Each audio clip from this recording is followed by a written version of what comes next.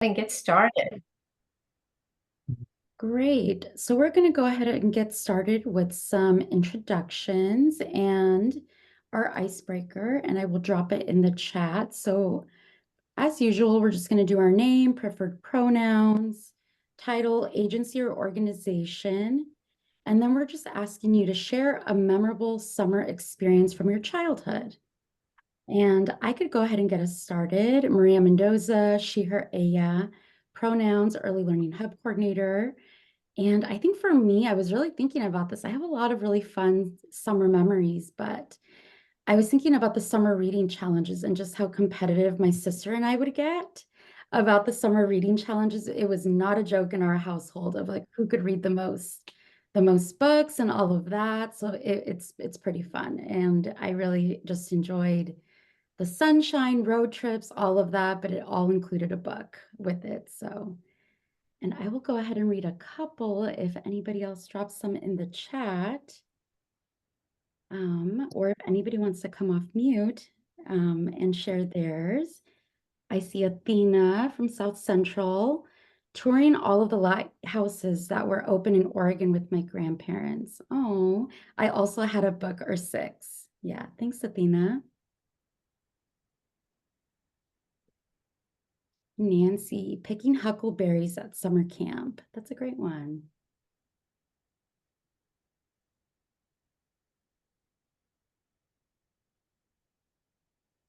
And Carla, spending summers with my abuela, her grandmother. Patty, from Frontier Early Learning Hub in Grant and Harney. I grew up on a ranch in Eastern Oregon. We would ride our horses to our swimming hole on the river. Oh, Patty, that's wonderful. Let's see next. Oh, they're coming in quick now. I'm gonna have to keep up. Let's take a look. Dana from Oregon Tribal Early Learning Alliance, liaison, lots of swimming memories, jumping off rocks into the river, trying to reach the bottom of the pool, stuff like that. Renee Brandon from Southern Oregon.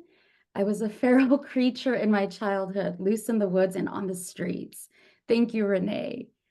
Norma, let's see, spending time with all of our cousins and friends. We grew up on a farm and all the kids spent the summer on our farm. Oh, that's fun. And we have a number of other ones and people who have put their summer childhood memories. I really encourage you to read them. They're really fun and great, but we do have a really packed agenda per usual, and we really want to make sure that we have enough time to cover everything. And so you will see Nancy and I really looking to push this along and make sure that we have enough time for everybody to present and get some of your questions answered. So if someone's done presenting and you still have lingering questions, we really encourage you to put them in the chat or reach out to Nancy and I after the meeting, and we're happy to follow up and get those answers for you. But with that, I will pass it to our first presenters, which is the Tribal Affairs Department with Dana, Paulina, and I believe Dory is here as well. And I will hand it over to you all. Thank you so much. I'm going to start sharing my screen. So let me know if you can see the presentation. Yes. Awesome. Yes, I can start us off. We are the Office of Tribal Affairs at DELC, and we have a team of 3, and I'll go ahead and start off by introducing myself, and I'll have my colleagues introduce themselves. My name is Paulina Whitehat. I joined DELC in January of this year. I am Dene, which means I'm a member, an enrolled tribal member of the Navajo Nation. I was born and raised in northern Arizona, and I've collaborated with tribal communities as an educator and as a researcher. And my whole life, I've been a tribal member and have those experiences growing up on an Indian reservation and having the honor of working on other reservations as well, and on Pine Ridge in South Dakota, also on Gila River Indian community in Arizona, as well as Salt River Indian community, Yavapai, Apache, and other tribes in Arizona. So right now my role is focused on early learning and care really on relationship building, increasing access, and facilitating system change to achieve educational equity for tribal populations. Um, when I'm not at work, I enjoy spending time with my family, exchanging knowledge and wisdom with elders. I love talking to elders because I feel like they have a wealth of knowledge and experiences um, that they would like to share. And I like participating in land and water restoration projects and being outdoors. And for me, it's an honor to work with tribes. And I will have Dana introduce herself. Hello, everyone. I am Dana Castano, pronoun she, her. I am the Oregon Tribal Early Learning Alliance liaison, or OTELA liaison. And we'll talk more about that in a little bit here, but OTELA is basically the name that our tribal advisory created for the Tribal Early Learning Hub. So again, more about that later, but that's my title. So I work with the Tribal Advisory Committee and oversee that work. So I've been with Delk for a little while now. I actually used to be on the grants team with Carla, so I was also a money person, Begonia, back in the day, which really wasn't that long ago. I've only been in this position since January, along with Paulina, and it's been great. I think we are doing a lot of great things, and I mean, Delk is wonderful. I miss working on the grants team with Carla and the rest of the wonderful grant managers, but collectively, I'm excited for the work that we're doing and the increase in access that we're ultimately going to have for tribes and the communities and the littles. So I also have a little of my own. He's 5 now. He's going to be starting kindergarten in September. And so that's kind of mind boggling. I'm still trying to wrap my brain around it. It's going to be harder on me than it is on him. I already know that. But that when he was only 3 when I started working at Delk. So it's very exciting to be here while the agency is growing and also have my own child growing along with the agency. So a lot of the work that we do, it's benefiting. I can see the work that we do and how it benefits those near me in my community. And so that's really exciting. And I am also a tribal member. I'm Turtle Mountain Chippewa. So we're a North Dakota tribe. So not near here, but going back to visit later this month. So that's really exciting too. And yeah, so I am always doing, I don't know, I'm one of those people who I don't have a specific hobby. I just have mini hobbies that I kind of hop around to. So one week I might be really into listening to podcasts. The next week it might be we're going to a concert. And then the week after it's meal prep. I don't know. It's always different things. So, but I do a lot of volunteering also, just around the area. I live in Salem. So that's me. I'll pass it to Dory. Hello, excuse me, Dory Hauser. I'm the coordinator for the Office of Tribal Affairs. I've been here probably about the same time Dana started, but she was with grants. Just really excited. We're starting to do a lot of things really fast now. Things seem to be coming together for our office and working with the tribes and helping them. So yeah, just really excited to be here. Thank you all for allowing us.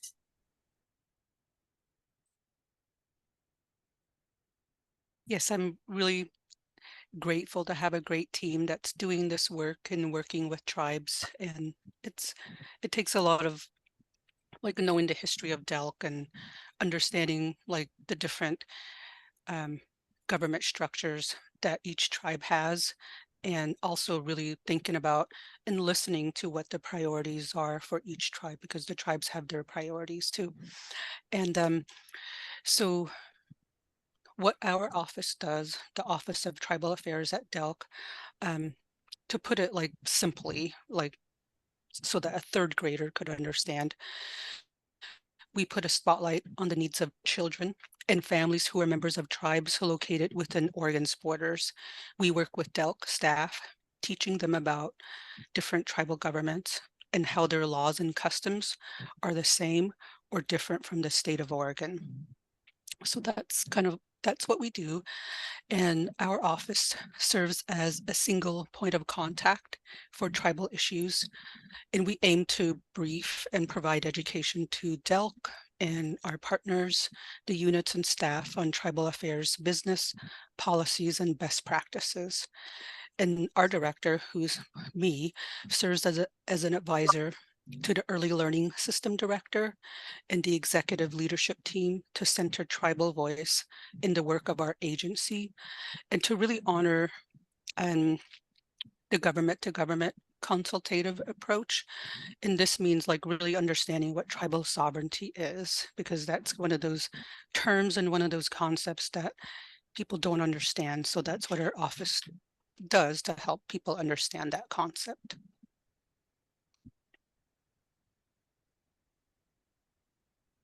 All right. And I promised we would talk about this more. I will explain kind of the background about the Tribal Early Learning Hub and what Otella is.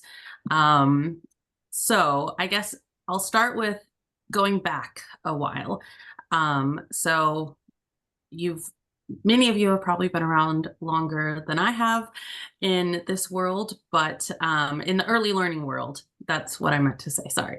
But anyway, there, back in the day when the Preschool Promise was administered through the hubs before it was granted directly to individuals or organizations, that's kind of when the need for a tribal early learning hub came about, because tribes didn't necessarily have the connection with their local hub. Some do, some don't. It's kind of a mixed bag. And so as a result, this legislation for a tribal early learning hub came about, and in 2021 it was passed. And so you'll hear that tribal early learning hub or Otella kind of used interchangeably. What that legislation directed us as DELC to do was to form a tribal advisory committee, and that tribal advisory committee would then advise us, the agency, and the Early Learning Council on the creation and implementation of a tribal early learning hub. The tribal advisory committee is members from all of the tribes within Oregon's borders, the 9 federally recognized tribes, I should say. And there's those are the voting members, and then there's also non-voting members like an Early Learning Council representative, a DELC representative, and Legislative Commission on Indian Services representative. So this body still exists, and it will continue to exist throughout the remainder of the biennium. However, the big shift is that so first of all, a tribal early learning hub has not ever existed. It's the concept exists, but it as an entity does not, because as the tribal advisory committee has been working on how it could exist, there's not really a way that it could be stood up that honors tribes' sovereignty as well as maintains the government to government relationship that the tribes have with DELC as a state agency. And so the shift is kind of like, instead of a tribal early learning hub, what do tribes need instead? So I've highlighted the main takeaway of what was in the legislation, which is that the purpose is to coordinate early learning services provided to tribal communities of the state. And so that is still kind of carrying forward into what the Tribal Advisory Committee has put forth as a recommendation, which is to have a tribal early learning plan and fund. And that would be pretty similar to what ODE, the Oregon Department of Education, has. They have an American Indian Alaska Native Student Success Plan. And that is the direction that we're going. So over this next legislative session, the Tribal Advisory Committees recommended that we have statutory changes to what we're operating off of now, and down the road, we'd have this tribal early learning plan and fund. So that's the direction it's moving towards. There's still a lot of work to be done between then and now, but coming full circle, I mean, what does it mean for you as the hubs, for the tribes?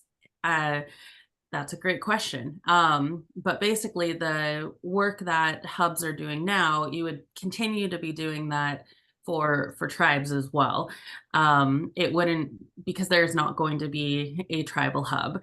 And I'll also add just a little bit of the context around the fluctuation in why a tribal hub came to be identified as a need, and another reason why it's not a need now. And um, just that most of the funding sources can go directly to whoever it is, like whatever organization that's applying, and in this case, tribes. So having the hubs as needing to funnel opportunities to tribes isn't really necessary anymore, because that can be done just directly with DELC. And so between the tribes and DELC, we would just continue to be working together on a government to government level.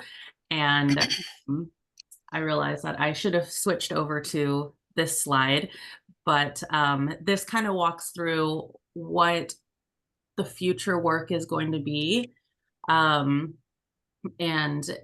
where the OTELA body of work is going. It is a little confusing because even though OTELA is the name of the Tribal Early Learning Hub, it is also going to be the name of the new advisory body once this legislation moves forward. So instead of having a tribal advisory committee, when the legislation is passed, we'd have an Oregon Tribal Early Learning Alliance, which is an advisory body just advising on the Tribal Early Learning Fund and plan. So I'll pass it over to Paulina to talk about, and we do have time for questions at the end, but I'll pass it over to Paulina now to talk about our office's work as a whole. Okay, so what our office does currently, and then also some future work, we're going to continue to work with the government to government clusters, and we do attend 2 of the clusters. One of them is the education cluster, and then the other one is the Oregon Health Authority and the Oregon Department of Human Health and Services, their cluster. And the reason is that, you know, when before DELC was formed, they were kind of like pet parts in each of those agencies. So now we go to both of those clusters and continue to work with that group. And then also for some of the tribes, like specifically at Warm Springs, the Early Learning Center at the tribe is under the purview of the Health and Human Services Director rather than the education manager at the tribal level. So it used to be under the tribal education manager, but the center was moved over to the DHS director at the tribe. So that's kind of informs our work. And then there's some crossover too, like with ERDC and the licensing, the background check, some of those entities we still, you know, still has some effect, and we still work with those groups from the agencies. And so what our office will do is establish a subcommittee on early learning within the education cluster, and we'll continue to enhance communication with our partners internally at DELC, also with external partners, as well as the tribal nations that we work with. And one of the ways that we're going to be doing this is through a newsletter that we are getting ready to introduce. And this, you know, we'll share like announcements and funding opportunities and other opportunities, like to serve on like advisory committees and other information that cannot really be shared like in the TAC committee, because they're focused on they have a certain purpose and, statutorily. So this is one way that we're going to communicate some of that information. Then we're also going to continue to make improvements to granting and contracting, especially with the procurement timelines. Tribes have asked us to be more flexible as they have different timelines, and some of that has to do with their process to get something approved. And look, it starts with getting like a topic on the tribal council agenda, and then going through the process of getting it approved. Like first, of course, discussing it, bringing in people that their subject matter experts, and other people like their staffing that have to do with early learning in our case, and really talking about it, discussing it, like what does it mean, and then making decisions on that. And then another area is really looking at the grant agreement language to make sure it's equitable, that it's fair, and it doesn't violate tribal sovereignty. Yeah, and as promised, we have some time for questions. I think you all received the slide deck in advance, so there are also our contact information and additional resources are linked in it as well. I recognize we have 8 minutes of our allotted time to answer questions, so I guess if anyone has anything that they'd like to ask, go for it.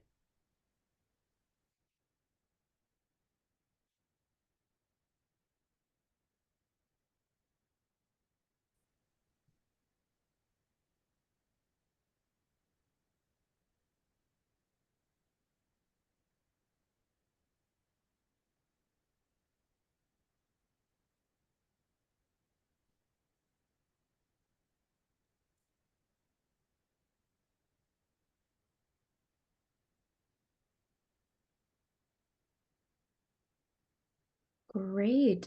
I don't see any questions popping up in the chat, and no hands are raised. No questions, but this was very informative. Yes. Thank you, Renee. If questions do come up again, oh, Shira, go ahead. Hi, my name is Shira Skabinski. I'm from Four Rivers Family Early Learning Hub. We serve Gillum, Hood River, Sherman, Wasco, and Wheeler counties. So we don't have a designated tribe in our area or any specific tribes in our area. We have many families from all over the areas that utilize our services. And so I really appreciate what you shared with us today. Thank you so much for the work that you're doing. And I was just wondering if there is any piece in this that is going to be dedicated to helping hub leaders make relationships with tribal leaders.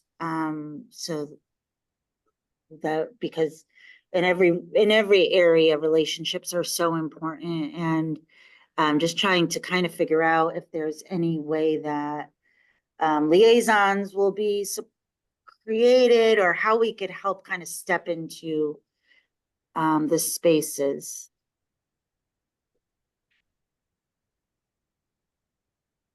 Yeah, thank you for asking that question. And that is a very good question.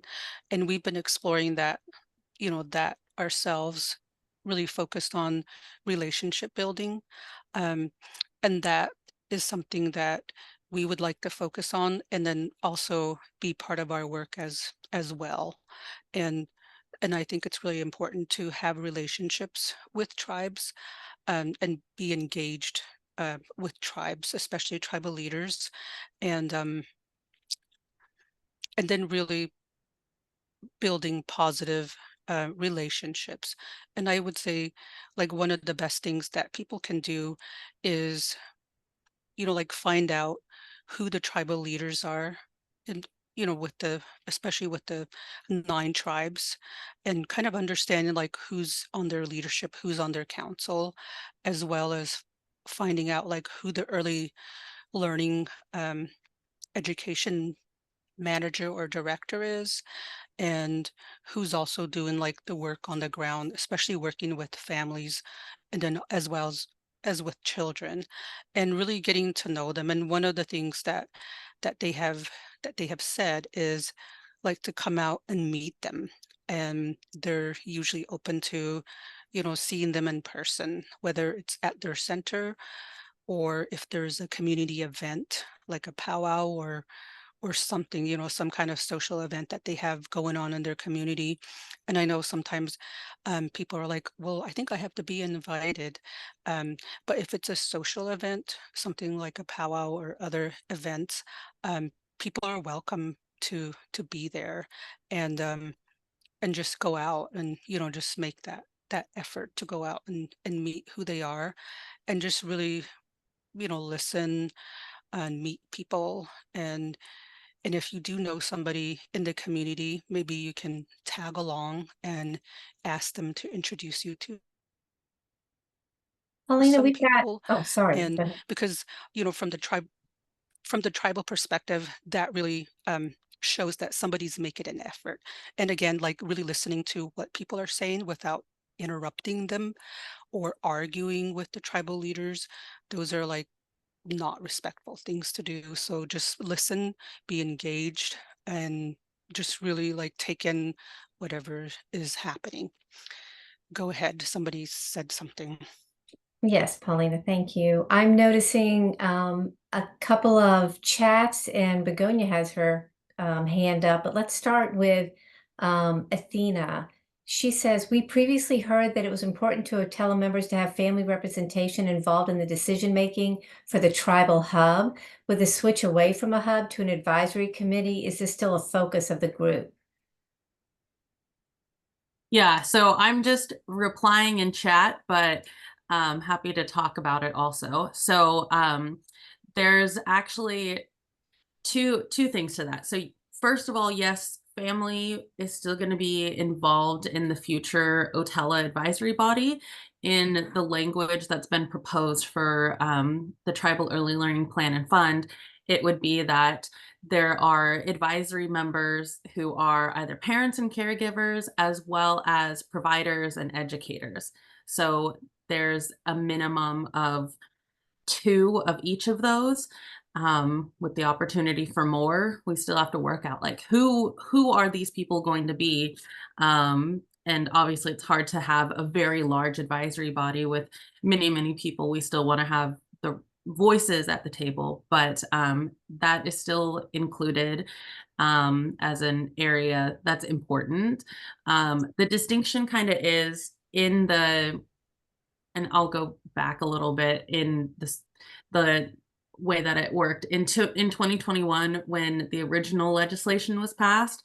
It included on the Tribal Advisory Committee 4 members of who were parents, and that was actually removed in 2022 with a different bill that passed because the tribe's feedback was that including family, including parents in this tribal advisory committee takes away from the government to government relationship, because then it's not the tribes being able to make those decisions. It's tribes plus community members who are not necessarily appointed by the tribes to speak on behalf of their tribes with the state. And so that is kind of being overcame by having this education cluster early learning subcommittee that Paulina mentioned earlier, and that in the new Otella advisory body, the voting membership would come from the tribes and whoever is actually appointed to be there, but the family voice would be coming from these advisory members that they're in an advisory capacity, not a voting capacity, if that makes sense. Dana and Paulina and Dory, we have another chat from Jillian who says, thank you. Our region's 2 tribes are involved with our governance. It's been wonderful that both tribes have had preschool promise sites from the beginning of preschool promise. Will all tribes have this opportunity? Yes, all tribes do have that opportunity to participate in that in preschool promise, and each tribe is, their capacity is different. So some tribes have the capacity, like the human capital, as well as the infrastructure and the facilities to participate, while other tribes don't, and they might be working on those pieces. So that's why not all tribes participate in some of our programs and some of the funding. So it depends on their situation.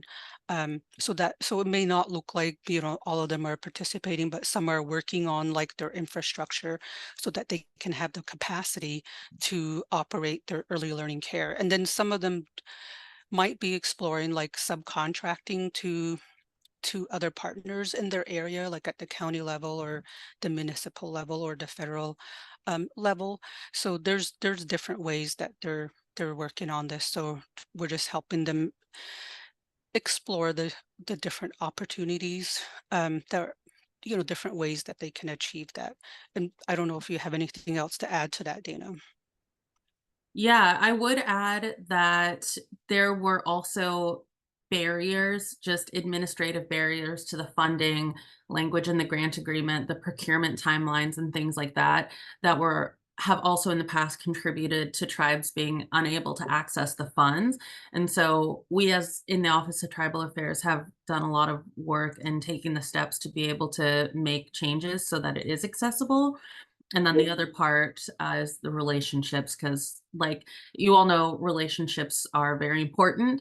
And now that we've got a fully staffed Office of Tribal Affairs, there's more opportunity to have those relationships and have built them to communicate these opportunities and work through it, as well as being able to go through tribal consultation with the tribe so we can figure out exactly what needs to be addressed or changed for a tribe to be able to access something like Preschool Promise or any other kind of funds that we have.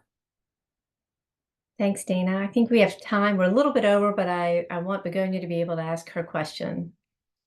And thank you, Daniel, for saying that thing, because my question was for regions like mine, Washington County, where we do not have the presence of a tribe, how can we tap into your department, your team, or Otela, so that actually we can grow those relationships in Washington County, because the community is very scattered all over the county. Some people might go to NEA in Portland. We do not have a strong connection with the Title VI Indian Aid staffing. So is this something that we could be partnering in the future with? Yes, that's a very good question.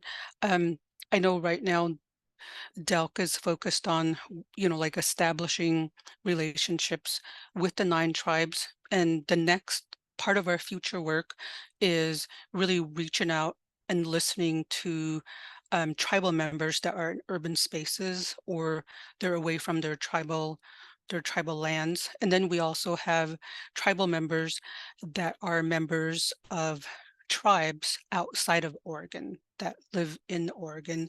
So their needs are also important. And so I feel like that's kind of like in the next phase that DELC's gonna be focused on, because we have them too. There's we're obligated and responsible to serve them as well.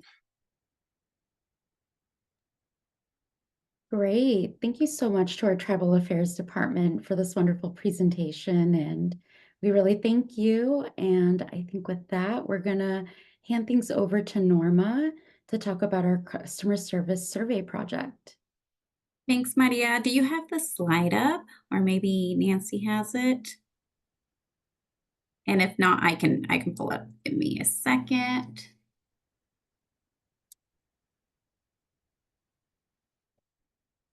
I thought I had it up, and I guess I didn't. I've got it right here. I'll just share my screen real quick. Thanks, Nancy. Mhm. So I can get started. We are very excited that on August 1st, DELC launched its first annual customer service survey.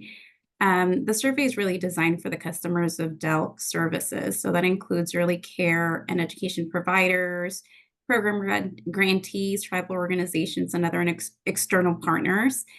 The questions in the survey pertains to the customer service that They have experience between July 1st, 2023 to June 30th, 2024. And really, I think the biggest takeaway from this is that we want to gather feedback on the experiences, and the information collected will be utilized to enhance and improve Delk's customer service, as well as a reminder that participation is completely voluntary.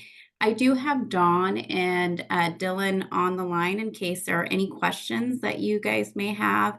Please go ahead and pop them in the chat or raise your hand or virtual hand, and we can help answer any of those questions that you may have.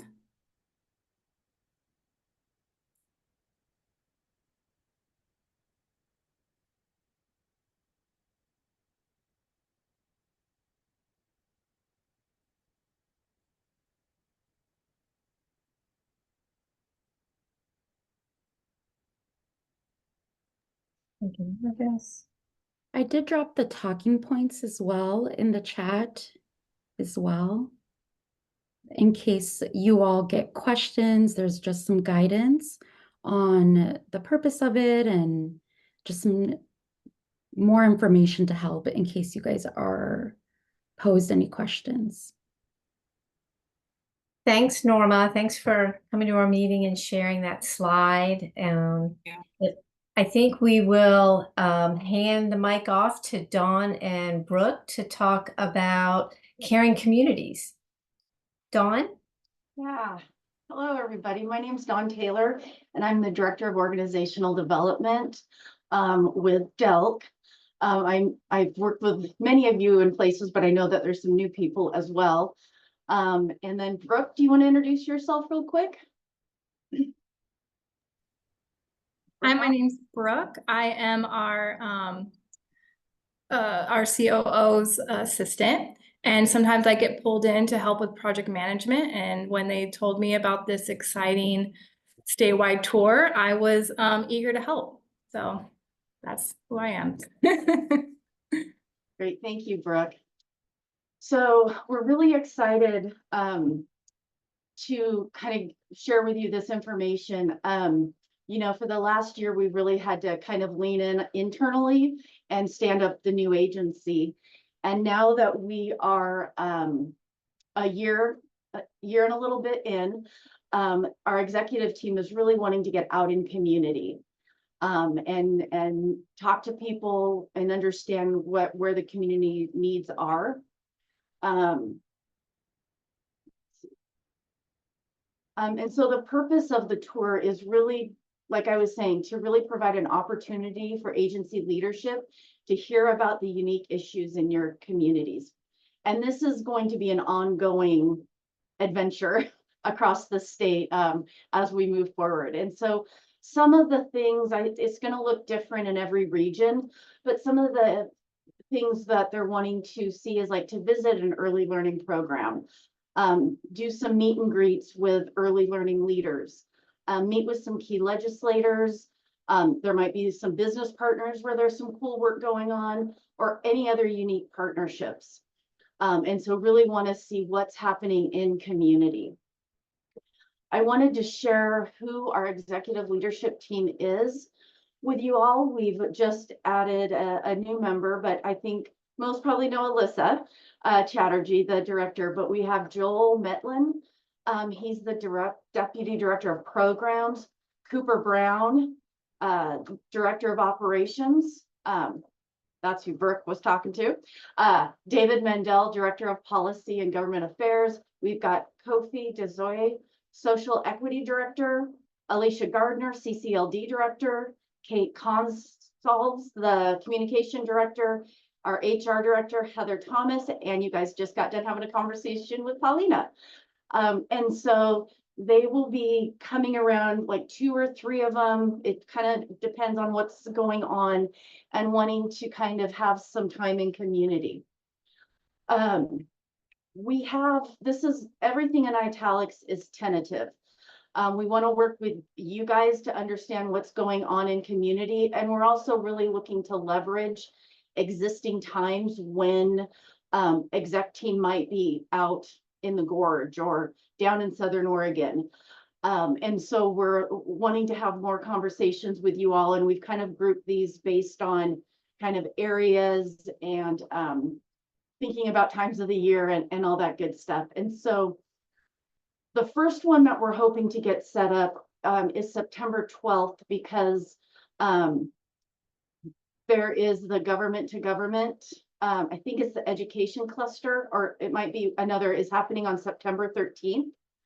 And so we'll have some executive members in the area. So would like to work with Lane and South Central to come up or to see what might be going on in the community and see if there's any things that we would want to set up on the 12th. And then the Early Learning Council is having a 2-day retreat down in Medford. And so we're looking at like October 28th to have South Coast and Southern kind of look at those areas and see, what might a visit look like on October 28th. And so these are, conversations that we're going to be reaching out to have. Wanted just to be really clear in terms of what kind of our ask is. And so from DELC's roles and responsibilities, like we're responsible for developing the itineraries, managing logistics, any venue reservations, scheduling any meetings, figuring out the legislative visits. We'll take the lead in communication efforts. And if there's any refreshment needs based on what gets planned, we'll be responsible for providing those. And what we're really asking you to help us with is kind of any suggestions. You guys know your community best. Are there any meeting venues that would be good? Are there any possible site visits that would make sense? Like, maybe there's a cool partnership that just happened between a business and a childcare center or something that would be really great to highlight. If you have relationships with your local legislators, kind of identifying some of the work that you're doing, and really looking as we move into this legislative session of really highlighting those community stories and the great work that's going on out there. I'll pause for any questions. I will, Maria's got these slide decks and Nancy, and so we'll be able to share these with you as well. But I will pause there and see if there's any questions that folks have. Dawn, it looks like there's a question in the chat from Begonia. Okay. She's asking if you can go back to the schedule slide. Yes. It seems some visits will take place during the legislative session. Is that even feasible for legislators? Yeah, I mean, I think that's all stuff we're trying to figure out. Anything that is in italics is tentative. So we have yet to still look at calendars and see, and we might not get a legislative, if we're out there, it might not be feasible. So again, these are all going to look a little different based on what's going on in community and what's there. I think Alyssa's been out to some others where, it kind of looked like she went on a site visit as a new certified center was built, and it was done in partnership with a business partner, I believe. She then had lunch with the hub director and CCR&R director, and then went and was able to meet with the legislature. There could be another one that is a morning meeting with hub directors and CCR&R directors, and there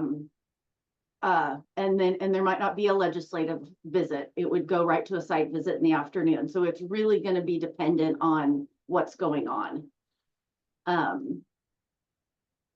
And yes, we do know Medford is very far from South Coast. And so these are meet and greets. I know ultimately there's a goal to get out to every hub region. And this is just really the start of those conversations. It's essentially kind of on the schedule of why we don't have it November, January, February. Like this isn't over after October or November of next year. Yeah, and we can work on those groupings too, can be part of some of the conversations as well. Yes, we did just meet with the CCR&Rs this morning. You guys have meetings on the same day. So I shared this slide deck with them this morning and then with you this afternoon.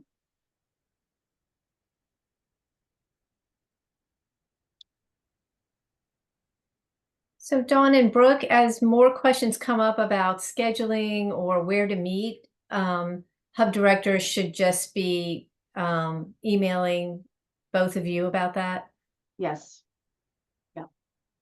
I see Jillian has a question about if it's possible to meet in Lake County, and that's for the September 12th meeting, as they will be in Lake County September 11th through 13th.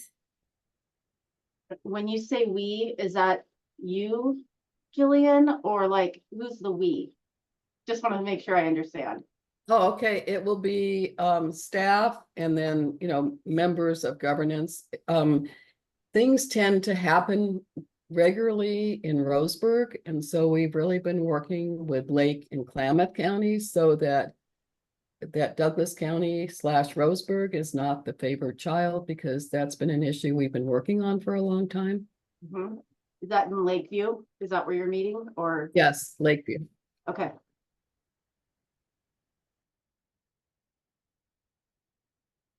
We will huddle as a team with all of this and kind of see what logistically we can make work with the other meetings that we're looking to leverage across.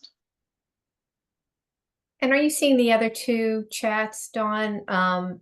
Begonia writes, could the Early Learning Washington County Hub be added to Clackamas and Multnomah? That was one question. And then Francis is asking who is going to reach out to connect and plan. Yeah, it'll be Brooke and I reaching out, and we're going to do this in partnership with Maria, Nancy, and Norma as well. And so what I'm hoping that actually we can, I can get a transcript of this chat after the meeting so that we can kind of take all these suggestions and look at,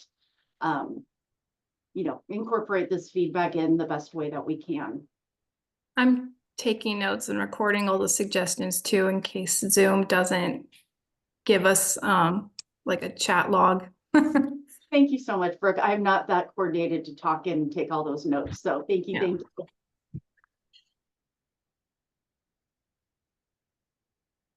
Any other questions or suggestions?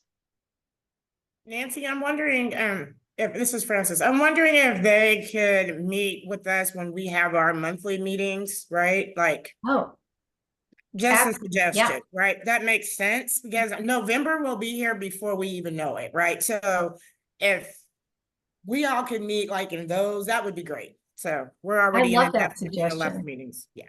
Yeah, that's a good suggestion, Francis. We can share, Maria and I can share our meeting cadence with the hub directors, with you, Dawn and Brooke.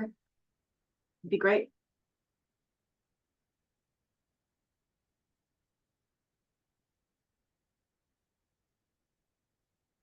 Any other questions? So I just want to say two things, maybe.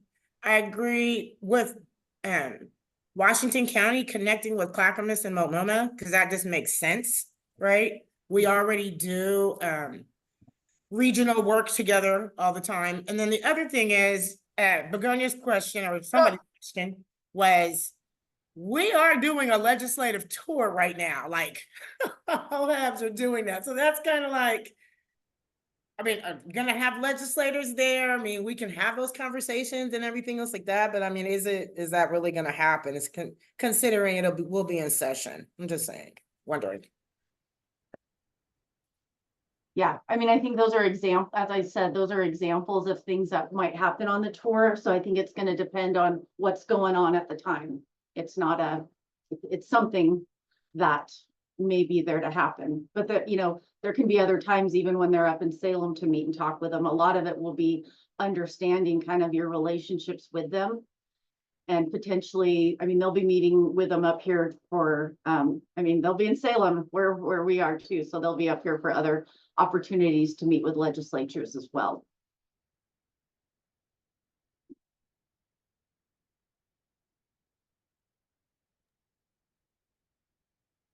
Any other questions or comments from Dawn or Brooke that you want to just add in?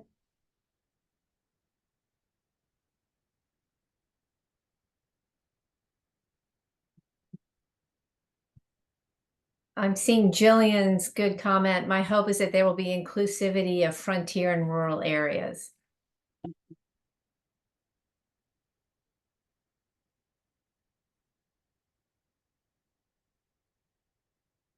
Yeah, oh, definitely. I mean, those are part of the conversations, I think. Yeah.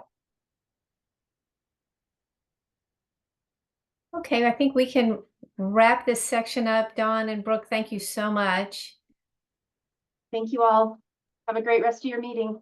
There's Thank you. another comment actually that just popped up from Michelle. If you're wanting to meet folks in our community lane, perhaps on the way to or from Lake County, you can stop in Lane County for 2 separate stops. Thank you for that suggestion.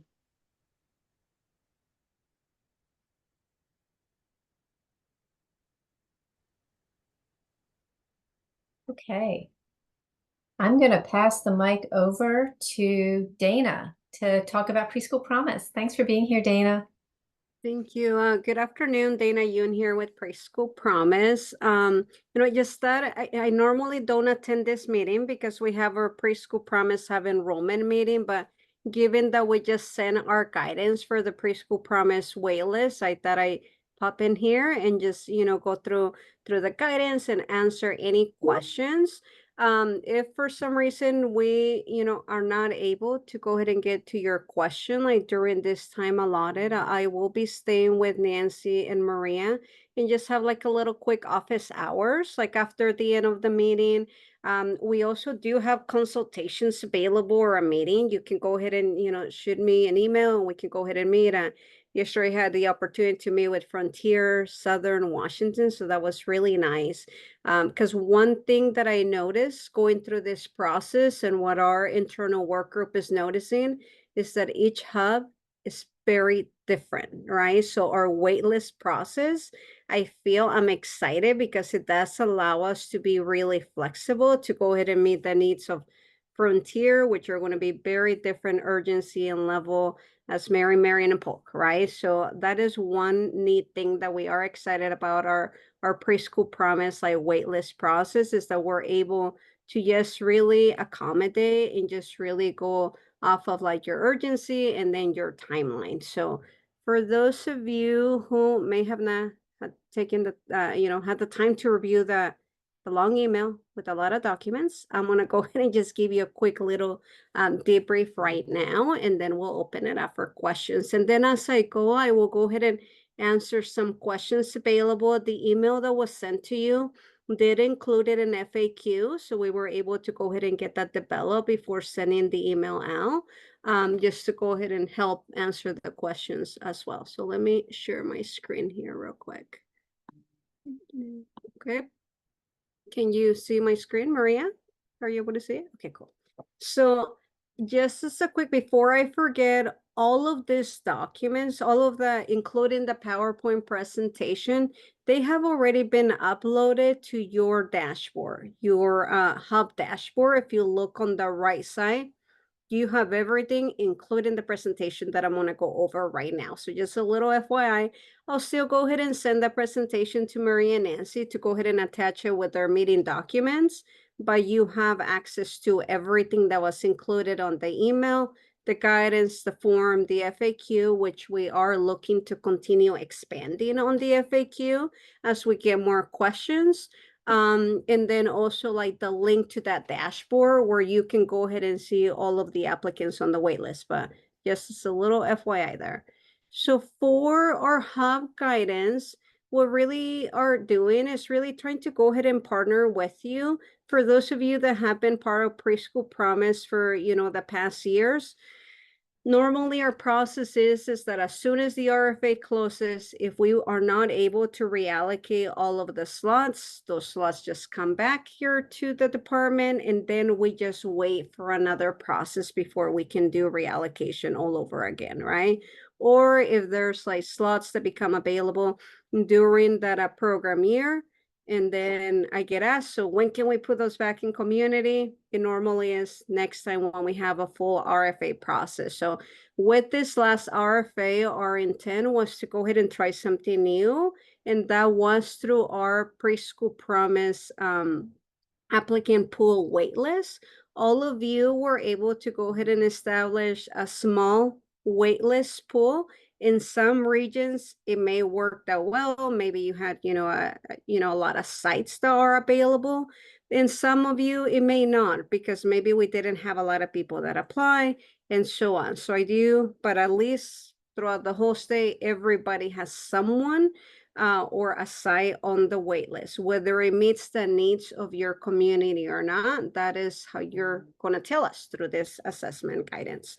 So what we're looking here is for you to go, in order for us to be able to reallocate slots that we were not able to reallocate during the RFA, or that became available after we launched the RFA, we need to go ahead and get that attachment C updated. We need for you to go ahead and tell us where should we reallocate the slots. And as far as your slot amount, just to give you an example, maybe you have 30 slots available for reallocation during the RFA. There's 20 that we're able to get, that are listed on the intent to award, and maybe 10 became available after the RFA launch.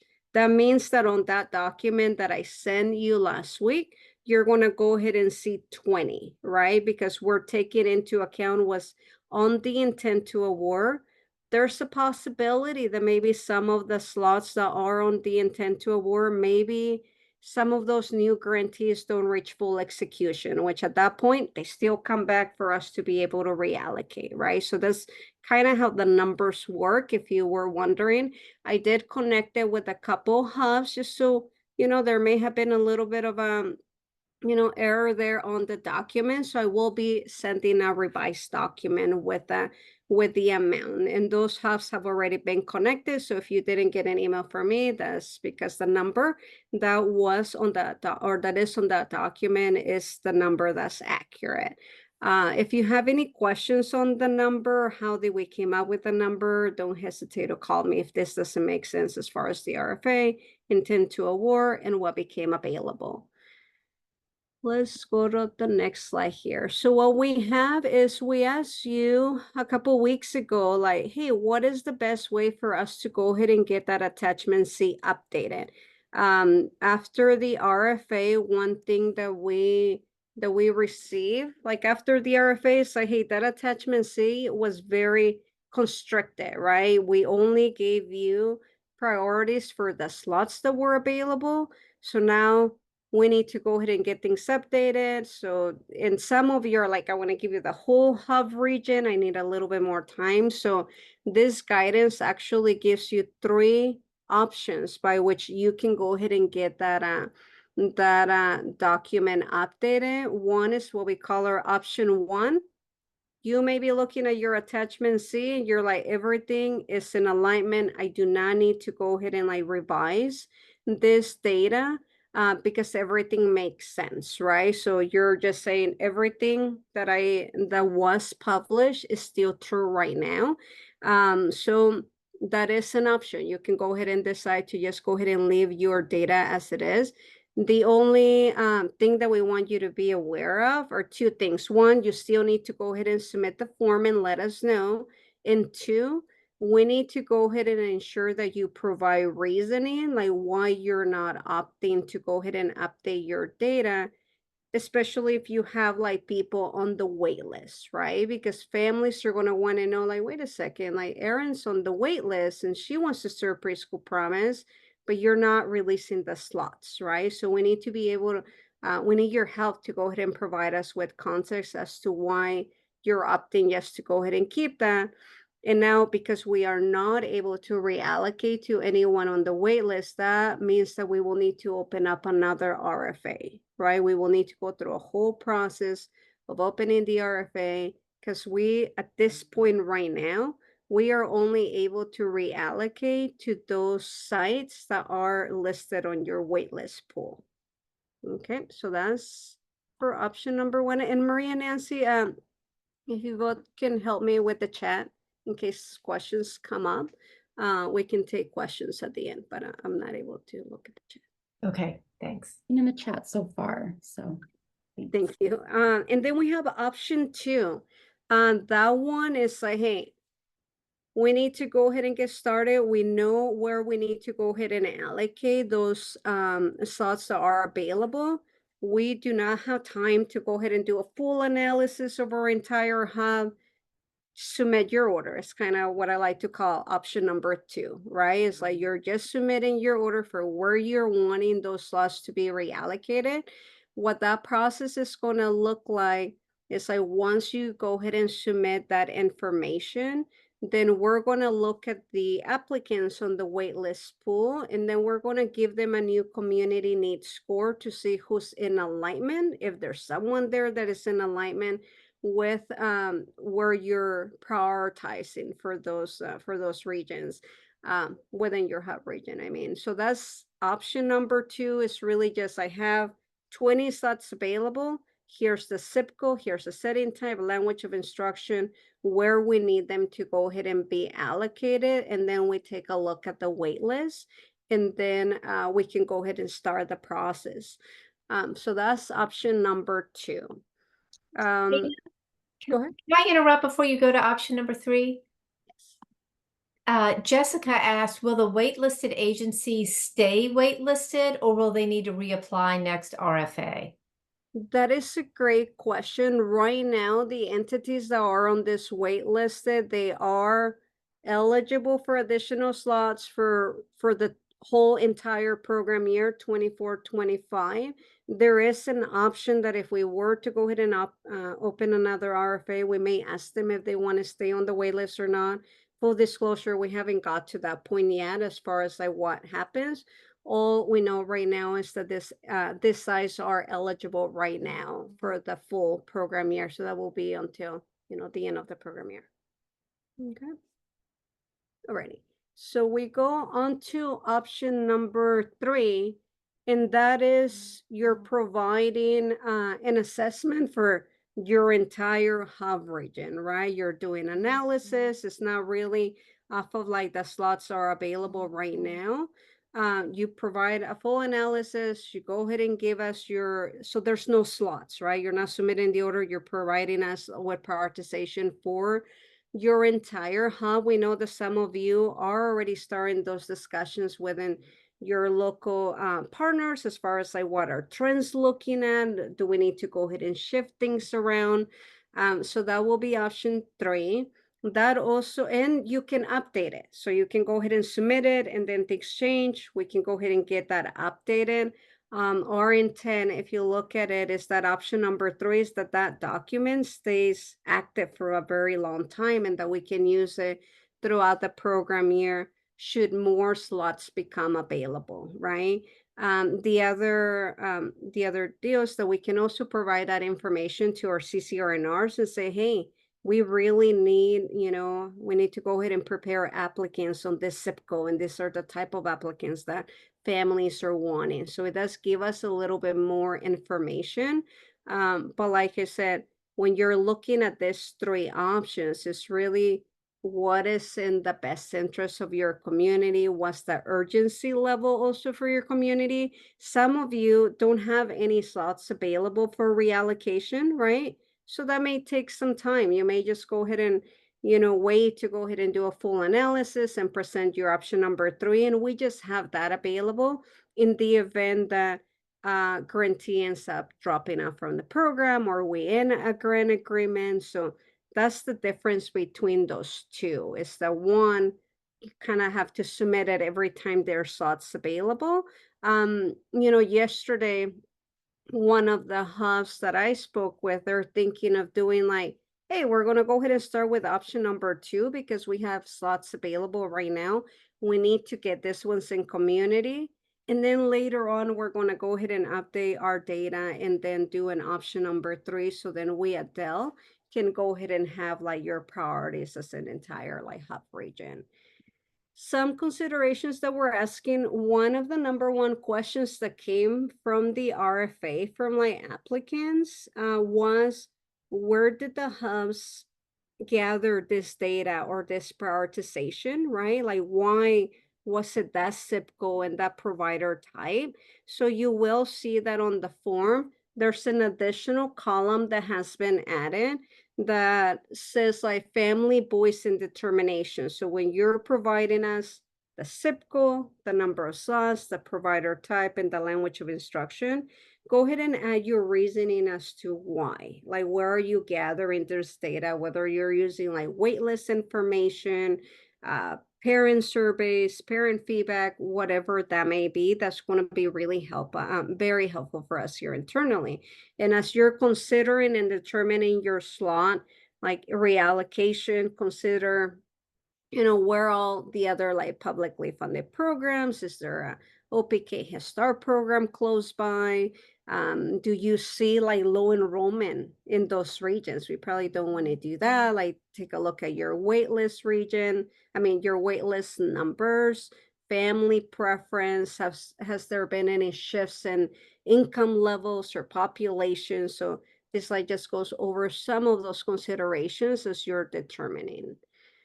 And once again, I'm just going to go real quick here, but these are just the different data elements that you are putting for those that are selecting, the option number 2 or 3. You're just filling out the table once again, and you are listing the zip codes, by priority, right? From top to bottom. So we're going to be asking for geographic location, number of slots. You can actually have a range. So you can say, hey, a minimum 5 to 10 slots in this zip code. So you are able to go ahead and do a range a little bit different than before. Then setting type, right? And within Preschool Promise, we have 3 setting types. We have our home base, and those services are provided, by a licensed registered family or certified family childcare.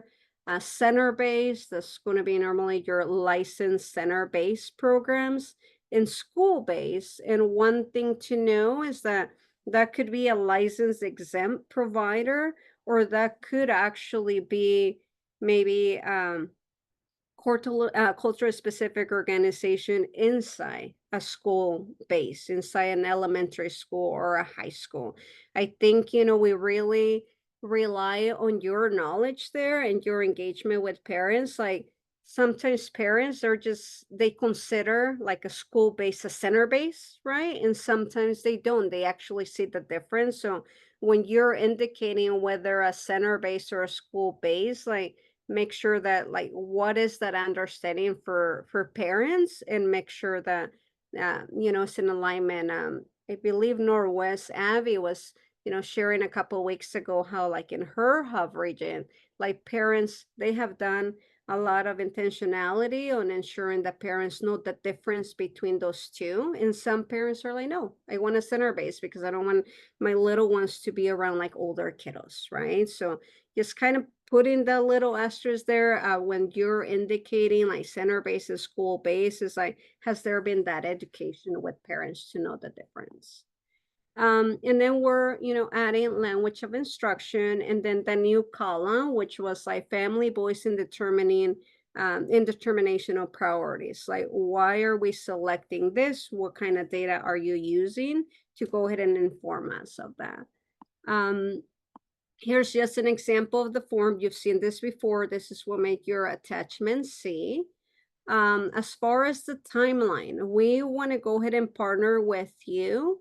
Internally, we have an internal Preschool Promise applicant pool waitlist work group.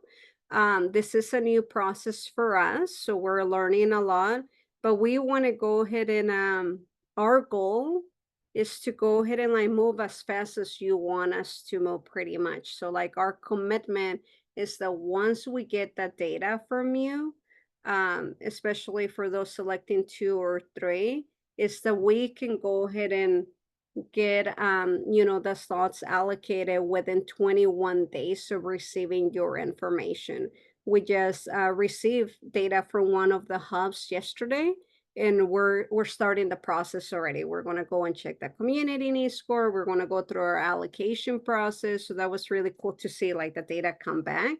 and now us being able to go ahead and start the process. So our goal is that if there are if you have slots available for reallocation and there are sites within your applicant waitlist pool that meet the needs of community, that we're able to effectively reallocate these slots back out in order for kiddos to go ahead and start services by no later than September 30th. That is a pretty ambitious goal, but that is our commitment as Dell, our procurement, our grants team, is for us to be able to get those processes started as soon as we get the data. With that, a little disclaimer here is that for some of you, it may be really quick to go ahead and select your option, present the data. Some of you may need a little bit more time. We do have, while we already had to have that submitted their data yesterday, and we're starting the process for that specific hub, is that we are, you have until August the 14th to at least let us know which option are you gonna select for updating your data. That's gonna allow us internally to know, like, okay, how many hubs are gonna be doing option 1, option 2, or option 3. So it does allow us to go ahead and establish our timelines.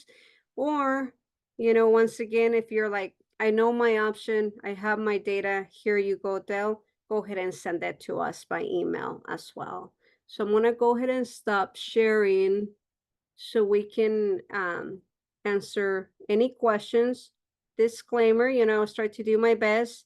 If I'm not able to answer your question, we'll go ahead and get back to you. We have the FAQ document that we're gonna continuously be adding some more questions there.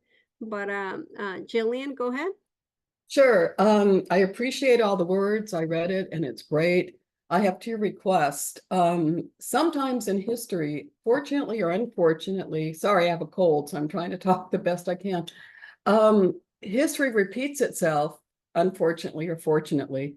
So my first request is to have a depository where we can put the history. And one example would be our hub was told in the very beginning that Roseburg was not allowed to apply for preschool promise. That was an ELC and whatever ELD decision, and it was very clear that they couldn't apply. When they did apply, finally, when they were allowed to, they got 40 slots. And then you and I know that the person decided to cut it back to 30. Then the person decided that she didn't want to do preschool promise after a year. I feel like that this history needs to be somewhere so that people aren't upset because there's not an understanding of what the past history was. And so that would be my first request. And my second request would be that there's more technical assistance. As we looked at the sites on the waiting list, they were sites who got preschool promise before. So 2 of them were school districts and 1 was Head Start, which is great. And some of them have already gotten extra slots. What we did notice that there were no home providers.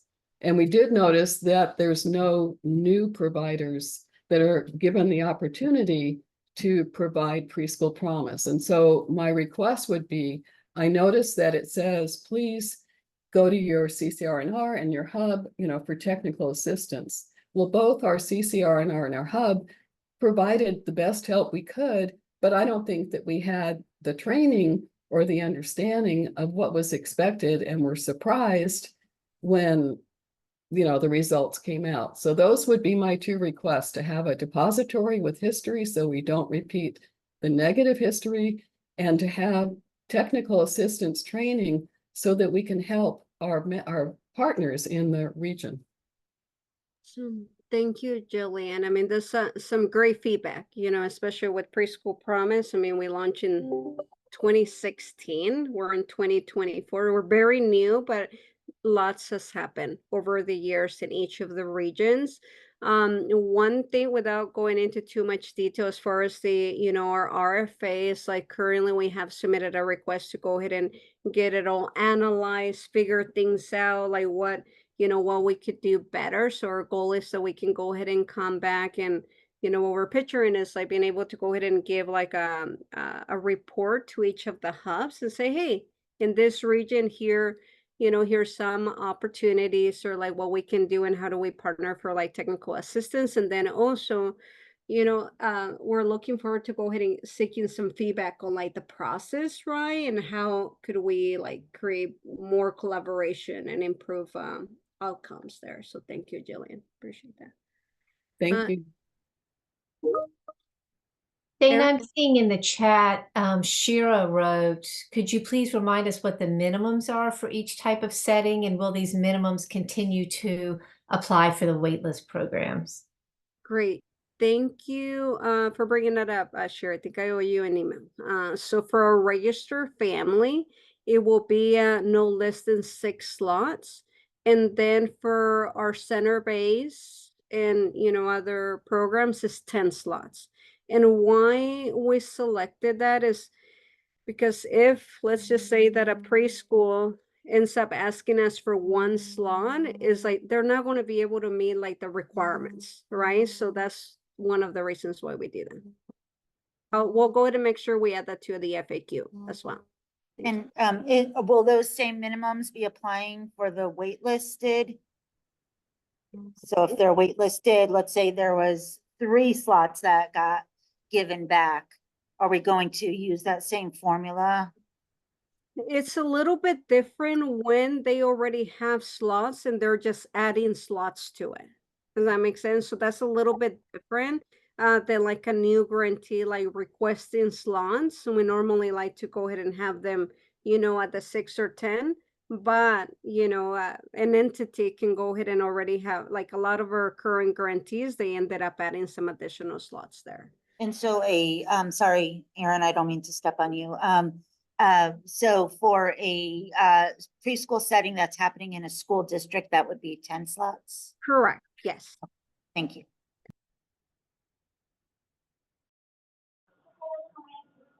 Dina, this is Begoña. I'm on the phone, so I don't see if anybody raised their hand. So when we actually got the list, and this is something that we discussed yesterday, we saw how many or who the people, the provider on the wait list, but we don't see how many slots they have requested individually. Is this something that will be available to us soon? Absolutely. It's actually already available. If you go to that dashboard, that link that we send with the sites, you'll have to scroll all the way to the right, but it's now available. It shows you the number of slots they requested. One thing that we added on the FAQ is that those sites are on the wait list. They can definitely like request to increase their requested slots. So maybe they requested 3 slots, but maybe they are now ready to go ahead and take on 5 slots. They're able to do that as long as it doesn't go beyond what you have allocated in community. But we did add that information from the application. Okay, thank you, Dina. Aaron? Okay, Dana, I have a question about timing. We have 4 slots that haven't been reallocated, and we only have 1 program on the wait list. Are they going to be able to ask for those at any time during the year, or will there be a cutoff point where like the hub can say, especially since we have to fill them, like, this is not a good time to start new slots somewhere? Or is it just kind of whenever they want, they can put their request in? I think this is really going to be based on like when you want to go ahead and reallocate those slots. So like right now we're giving this opportunity for us to be able to partner with you and say, hey, do we want to go ahead and reallocate to the wait list? And then we will need to go ahead and come back out again. So more collaboration on that, because right now we're just trying to go ahead and reallocate. But you as a hub, as long as there's, you know, a lot of context and additional information there, you can say like, hey, right now we need a little bit more time to go ahead and gather data. We're not opting to go ahead and reallocate at this point, right? You can go ahead and do that too. Right now but I'll go ahead and write that down and go ahead and take it to that work group as far as like future timelines. But right now we're just kind of working on like, hey, do we want to go ahead and reallocate for kiddos to go ahead and start as early as September 30th?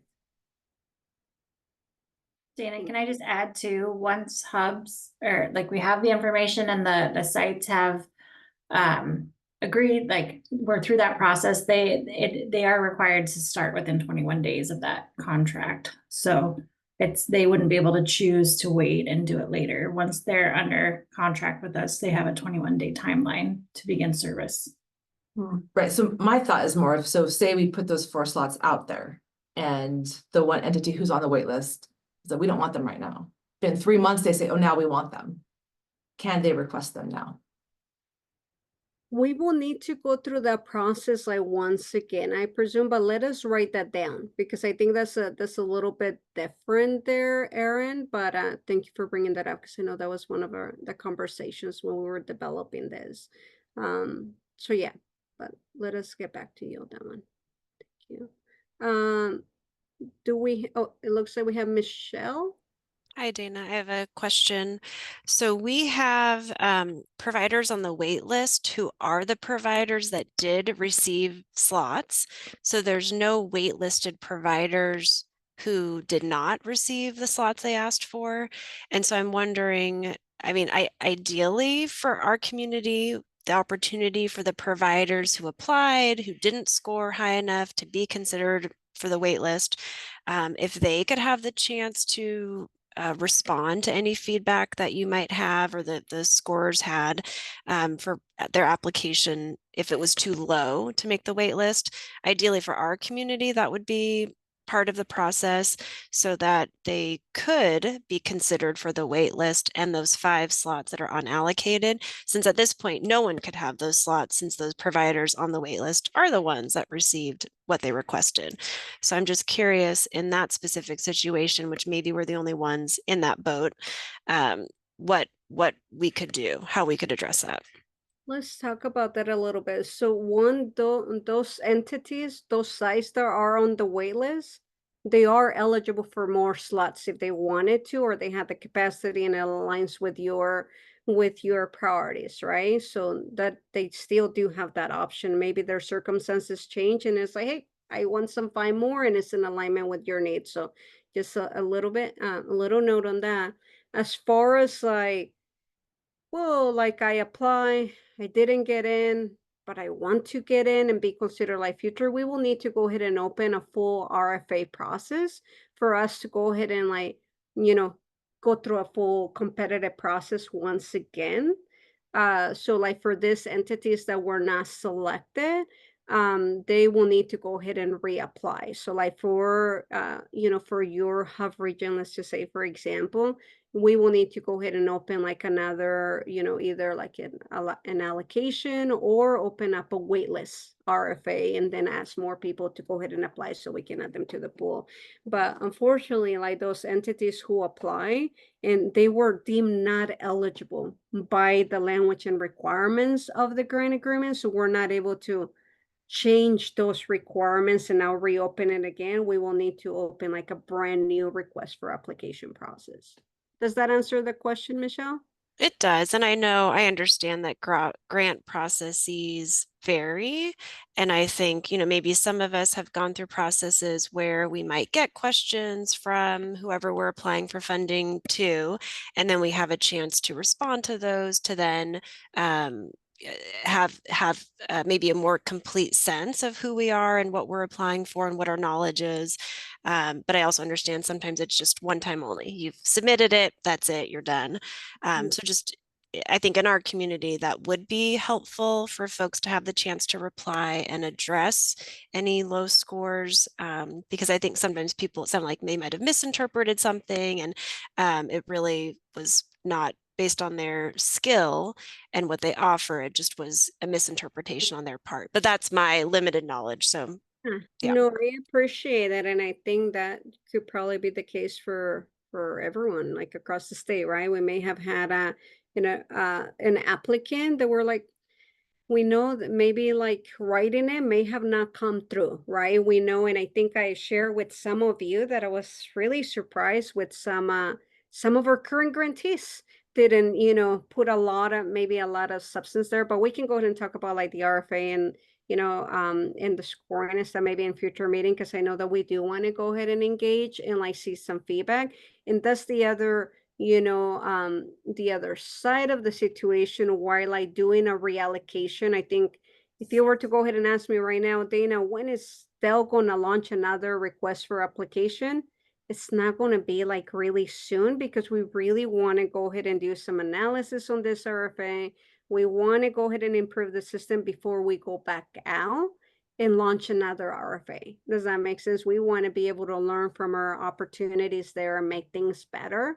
But thank you for sharing that. And then also, like, is there a different way of us being able to go ahead and like, you know, figure out like what's a grantee? But I will say that for those grantees or those applicants that didn't get selected, it's not a one and done. I mean, our goal is that there will be like more opportunities to go ahead and apply.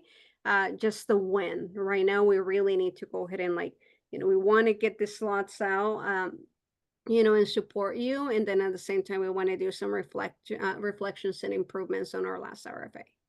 Okay. Dana, I think if it's possible, we might just need to pause the questions. And for those who have additional questions, I see that Jillian has a great question in the chat that's definitely worth some conversation. We will, Dana and Maria and I will stay on the call until about 3 if people have additional questions and engagement. And so for this portion of the meeting, I think we're going to wrap up.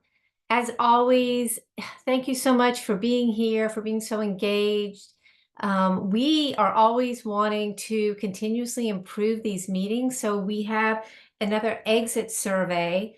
I'm putting that in the chat. It's got like 2, 3 questions, answer the ones that you want. And we added a question this time asking if you'd like some help connecting with your tribal leaders in your community. We can help make that happen. So just be sure if you have a question you want a response back to leave your email. Otherwise, these are confidential. I think that's it. Maria, do you have anything to close with? No, I think that would be it. And thank you so much. And again, I think we're also, just a quick reminder, we're also using our meetings. So if you want anyone looped in to your monthly meeting, just reach out ahead of your meeting. And we're happy to loop them in as well so that we can use our time wisely and use your time wisely. So please let us know what are your needs. Thank you. Thank you all. Have a good rest of your week. Thank you, everybody.